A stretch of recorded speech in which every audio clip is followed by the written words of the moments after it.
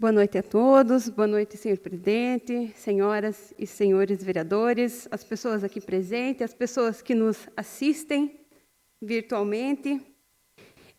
Eu sou advogada, sou doutoranda em Direito pela Pontifícia Universidade Católica do Paraná, sou pesquisadora técnica em 4 grupos de pesquisa, dentre eles Direitos Humanos e Direito Internacional, Bioética e Educação, Núcleo de Estudos Avançados de Direito Internacional e Desenvolvimento Sustentável, Direitos Humanos e Desenvolvimento e Cidadania aqui na UNC. Os outros 3 são da PUC, Paraná.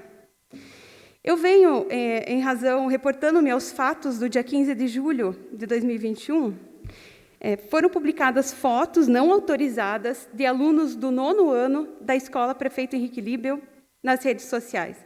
Trata-se do registro de uma atividade sobre a temática LGBTQIA+, cujo objetivo foi abordar a liberdade de escolha do ser humano e a expressão corporal.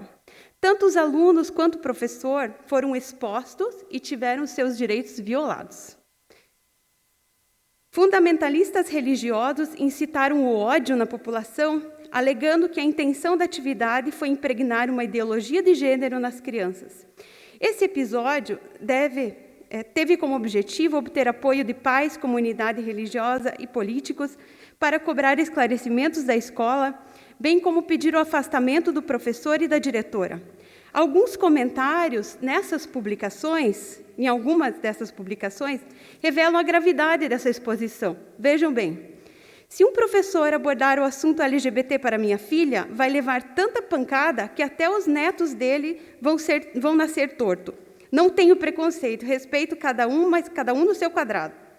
Estamos juntos nessa operação limpeza. Limpeza do quê, senhoras e senhores? Bota esses vermes para correr. Ser humano agora é verme? Eu pergunto a vocês.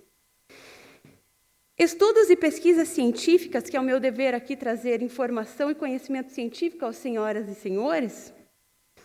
Estudos científicos vêm sendo realizados desde 1979, como a do pesquisador Bruce Bagmill, publicada em 1999, através do qual ele demonstrou que a homossexualidade é comum em quase todas as espécies de mamíferos, estimando cerca de 10% dos seres humanos são homossexuais e cerca de 27% dos indivíduos de uma mesma espécie no reino animal. A bióloga americana e professora emérita da Stanford University, Jo Rugged, esclarece que a homossexualidade não é uma opção, ao contrário do que foi falado aqui. Motivo pelo qual ser homossexual não é uma questão de escolha, mas sim uma condição da pessoa, assim como ser negro, ser branco. Ninguém escolhe ser homossexual, ninguém vira homossexual, a pessoa é homossexual. Ao contrário do que muitos pensam, a homossexualidade não é uma doença. É o que há décadas entende a Organização Mundial da Saúde, o Conselho Federal de Medicina do Brasil e o Conselho Federal de Psicologia.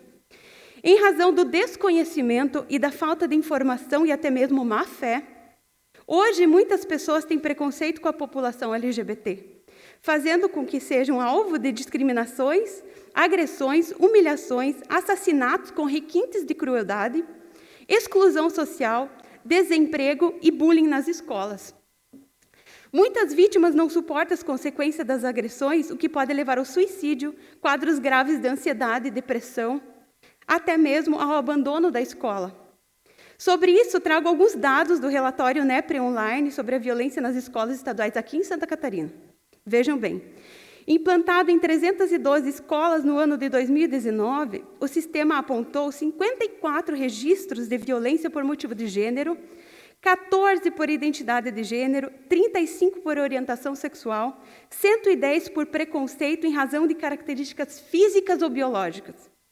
O relatório também demonstra que, na maioria dos casos, as agressões são praticadas por pessoas do sexo masculino. Esses dados comprovam que não apenas foi correta a abordagem da escola e do professor, como foi legal e necessária. Legal porque há diversos documentos legais e diretrizes determinando as atividades e ações de educação para a paz, a começar pela Lei 13.663 de 2018, Lei de Combate a todos os tipos de violência e promoção da cultura da paz. Além dessa legislação mais recente, eu cito a Declaração Universal dos Direitos Humanos, de 1948, o artigo 205 da Constituição Federal. Vera Maria Candô é uma pesquisadora da área da educação de referência em pesquisas, afirma que a educação escolar não pode ser reduzida a um produto que se negocia na lógica do mercado, nem ter referência quase que exclusivamente à aquisição de determinados conteúdos. Deve ter como horizonte a construção de uma cidadania participativa, a formação de sujeitos de direito, o desenvolvimento da vocação humana de todas as pessoas nela implicadas, todas. Nesse sentido, a LDB estabelece que a educação, dever da família e do Estado, não exclui a família, mas é dever do Estado, se inspira nos princípios de liberdade e nos ideais de solidariedade humana. O artigo 27, inciso 1º, também dispõe que os conteúdos curriculares da educação básica deverão observar a difusão de valores fundamentais ao interesse social, aos direitos e deveres do cidadão, de respeito ao bem comum e à ordem democrática.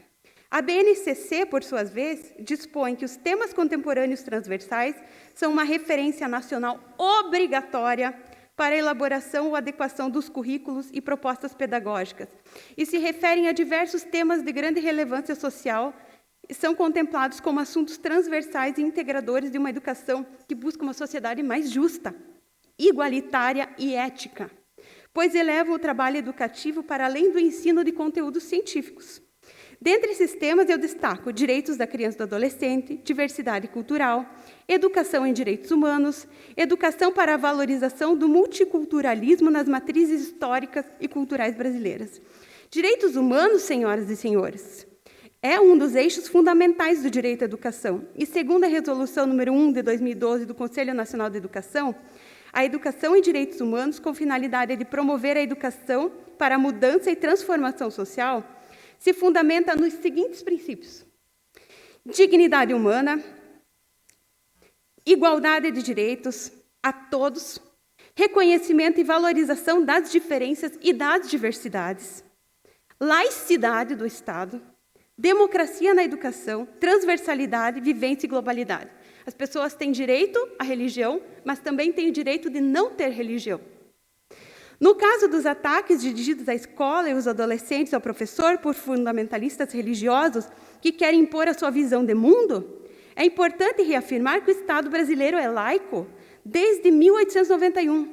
Isso significa a separação entre Estado e religião, de modo que se repudia tanto a interferência de correntes religiosas em assuntos estatais, quanto o privilégio de uma ou algumas religiões sobre as demais.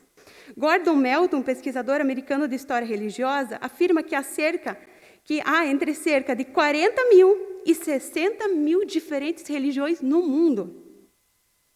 E, a cada ano, surgem de 3 mil a 4 mil novas religiões. A laicidade do Estado no Brasil está prevista no artigo 5º, inciso 6º, e no artigo 19, inciso 1º da Constituição Federal, sendo vedado à União, aos Estados, ao Distrito Federal e aos municípios manter relações de dependência ou aliança com igrejas ou seus representantes. Em relação ao professor, além de estar amparado por toda a legislação que eu citei anteriormente, a ele é garantida a liberdade de cátedra, disposta no artigo 206, inciso 2º da Constituição Federal, a qual dispõe que o ensino deve ser ministrado com base nos princípios de igualdade de condições para acesso e permanência na escola, isso inclui os LGBT, liberdade de aprender, ensinar, pesquisar e divulgar o pensamento, a arte e o saber, pluralismo de ideias e de concepções pedagógicas. Feitas essas considerações e guiada pelos princípios que norteiam a educação para a paz, eu gostaria de informar aos que desconhecem e reforçar aos que têm conhecimento que a OAB tem um relevante papel na sociedade e não se restringe à profissão da advocacia, exercendo uma função social, especialmente para esclarecimentos aos cidadãos e cidadãs sobre seus direitos. Nesse caso, por meio do projeto e comissão OAB Vai à Escola e da Comissão de Direitos Humanos. Conforme disposto no artigo 44 do Estatuto, a OAB é serviço público, que tem por finalidade defender a Constituição, a ordem jurídica do Estado Democrático de Direito, pelos direitos humanos, a justiça social e pugnar pela boa aplicação das leis, pela rápida administração da justiça e pelo aperfeiçoamento da cultura e das instituições. Das instituições jurídicas. Finalizando a minha fala, eu trago os ensinamentos de Janusz Korczak, é um pesquisador que orientou a minha pesquisa e orienta, um médico e pedagogo polonês. Ele fala o seguinte, ele reafirma que as crianças, quase metade da humanidade, são dignas de todos os respeitos reconhecidos aos adultos, e mais. São dignas do direito ao amor, ao respeito, à educação, à liberdade de expressão, ao direito de ser elas mesmas, e o direito de protestar contra uma injustiça. Sobre a forma com que os adultos tratam as crianças, eu finalizo a minha fala. Ele afirma, por medo de ver a morte levar seu filho, você o tira a vida. Para não o deixar morrer, você não o deixa viver.